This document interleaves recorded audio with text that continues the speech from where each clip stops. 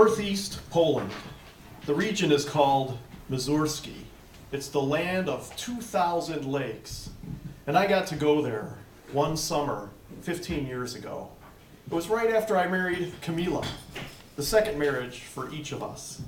She told me her uncle wanted to meet me, to size me up, to see if I could handle her. So we took off from O'Hare, and 8 hours later, we landed at Warsaw's Chopin Airport. And there, Uncle Yannick picked us up.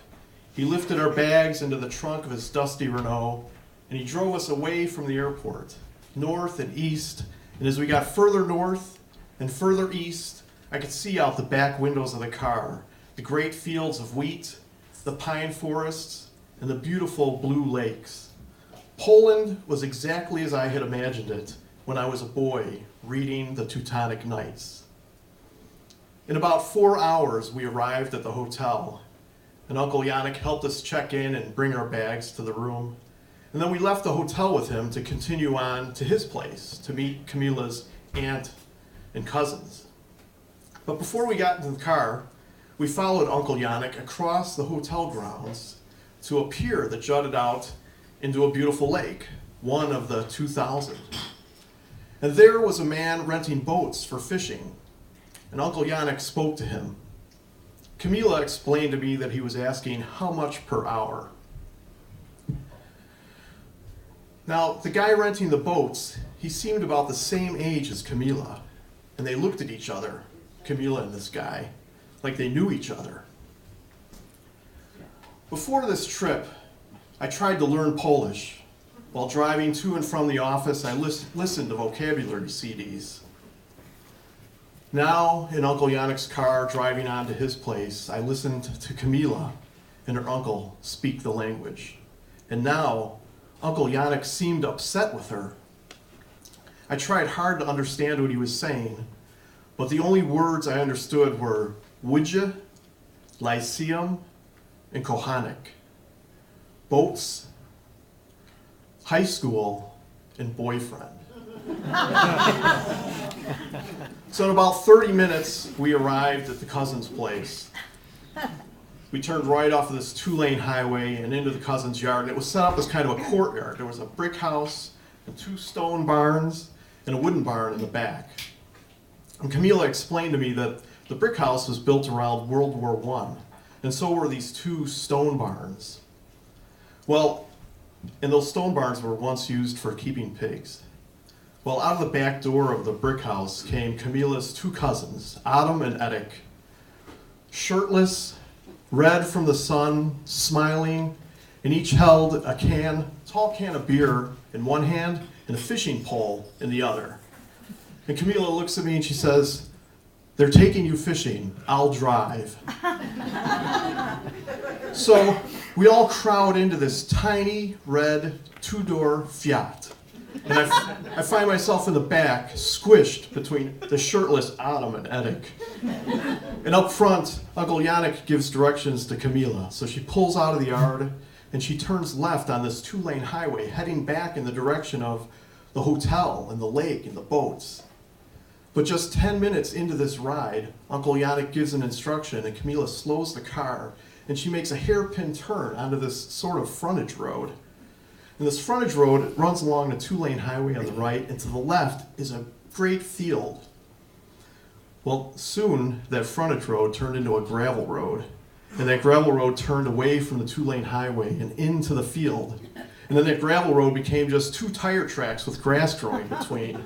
And soon it became all grass, and I could hear the grass brushing underneath the car, and I could see it growing up over the level of the windows.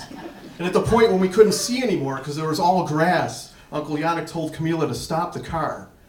So Kamila stopped the car, and she looked over her shoulder at me, and she says, "You guys are getting out here." So I get out of the car with Uncle Yannick and Adam and Edic, and then Kamila calls through the window at me, the open car window, and she says, "I'll be back in a couple hours to pick you guys up." So then I watched the tiny red 2-door Fiat disappear into the tall grass. So there I was, standing in the beautiful Polish countryside, ready to fish, but there was no lake, just a line of trees. And at that moment, I remembered this movie from 1971 called Straw Dogs.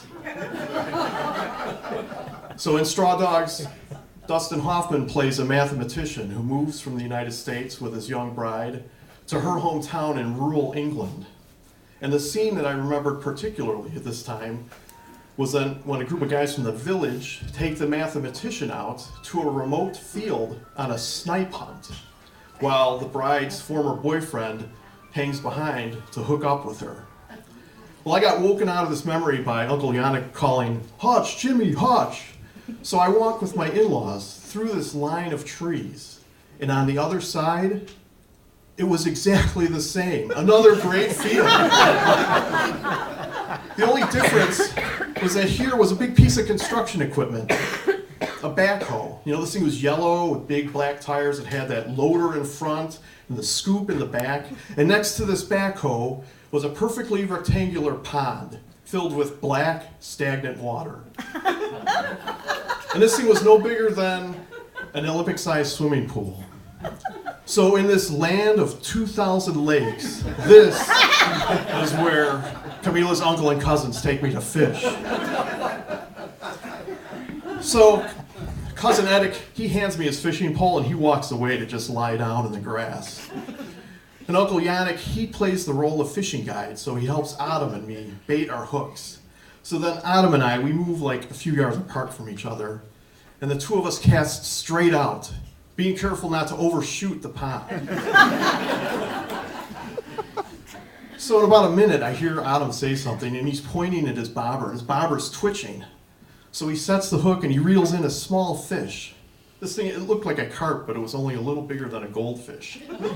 Well, his catch triggered a big celebration among the in-laws. I reeled in my line, I had nothing. So Adam and I, we cast straight out again. And now Uncle Yannick's telling me something, like an instruction, but I don't understand. So again, Adam's bobber twitches, he sets the hook, he reels it in, he's got a second small fish. Another celebration. So Adam and I, we cast straight out a third time, and now Uncle Yannick's really giving it to me in Polish. He's like yelling at me. I don't understand what he's saying. Again, Adam's bobber twitches, he sets the hook, he brings in his third fish, third celebration. So Adam casts out, straight out a fourth time, and now this time I aim for Adam's bobber, and I cast diagonally, and I land my hook right next to his. And with this, Uncle Yannick, he rejoiced. Dobrze, dobrze. And now I figured out what he must have been telling me before, like, look, you idiot. Adam's catching all the fish, why don't you cast where he's casting?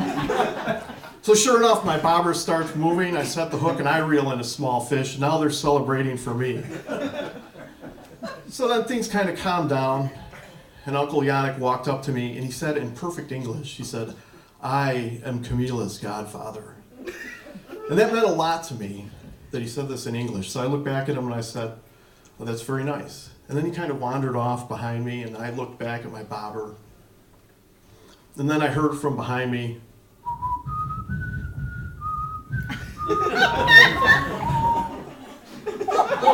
what is that? So we were out there for about 2 hours, and then we hear in the distance, beep, beep. And Uncle Yannick goes, just Camila. So we get our stuff together.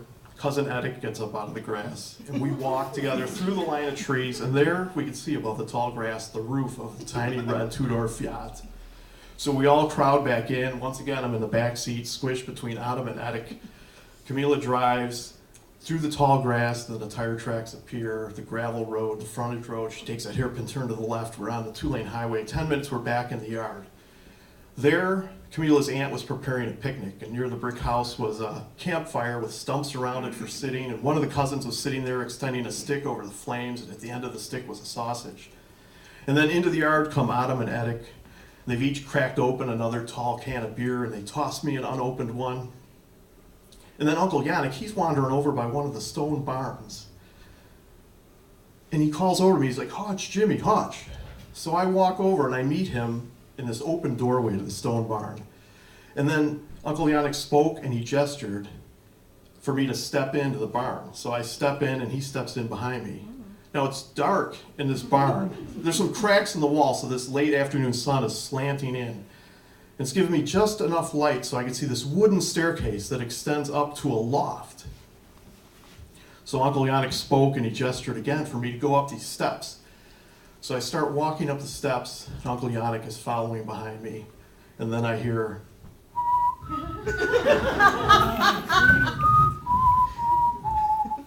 And I'm thinking, what is going to happen? So I get to the top of the steps, and where the steps meet the loft is an antique scale. You know, the kind with two round trays on either side, one round tray on either side, and a pointer in between. And this thing is big, like it was once used to weigh pigs or parts of pigs or feed. And so Uncle Yannick, he spoke and he gestured again for me to get on to one side of the scale. So the roof was kind of low, but I crouched down and I stepped up and I got on one of these round trays. And then Uncle Yannick, he started onto the other round tray, he started to put weights. And he added some and he took others off. And then when that scale became perfectly balanced, he said, ah. And he read the numbers behind that pointer. And he said, 84 kilograms. 84 kilograms, or 185 pounds, my weight at the time of that trip. And it turns out that he had found this antique scale years before, and he was very proud of it. And he loved to show it to any new visitors. So Camila and I visited for about 2 weeks. And on our last morning there, Uncle Yannick drove out to the hotel to pick us up. So Camila got into the car as Uncle Yannick and I lifted the last bag into the trunk. And then Uncle Yannick walked around to the driver's side and he got in. And I walked around to the passenger side. Then I looked back at the hotel, and this was very early in the morning, so the sky was just starting to get light. And I could see under the veranda of this hotel, there was a guy standing there, watching. And I swear it was the guy who rented the boat. And he was standing there like he wanted Camila to see him, like he wanted her not to leave, like he wanted to be with her again. That was 15 years ago when I went to Mazursky, the land of 2,000 lakes, when Camila's uncle got to meet me, when he sized me up, and when I started to wonder whether I could handle her.